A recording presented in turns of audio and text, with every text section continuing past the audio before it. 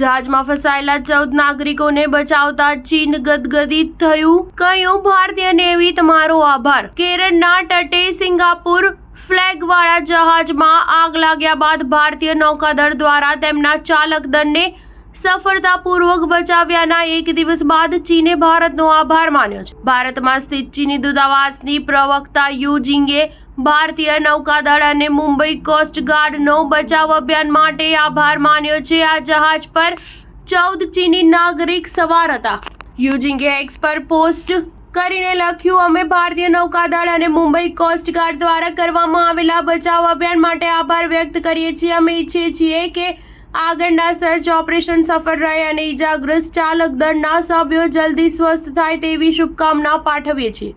સોમવારે બપોરે તટ પાસે MV1 હાઈ 503 નામના સિંગાપુર ફ્લેગવાળા કન્ટેનર જહાજમાં ધમાકા બાદ આગ લાગી હતી। આ જહાજ પર કુલ 22 ક્રૂ મેમ્બર સવાર હતા, જેમાં 14 ચીની નાગરિક શામેલ હતા। પ્રવક્તા યુ જિંગ અનુસાર આ ચીની નાગરિકોમાંથી 6 તાઇવાનના હતા। ઘટનાની સૂચના મળતા જ ભારતીય નૌકાદળે તરત કાર્યવાહી કરતા INS સુરતને કોચી બંદરથી વટાવીને ઘટના સ્થળ મોકલાયું। ભારતીય કોસ્ટગાર્ડ પણ અનેક સંસાધનોને રાહત કાર્યમાં બચાવી લીધા, જેમાં ICGS રાજદૂત, ICGS અણવેશ અને ICGS સચેત શામેલ હતા।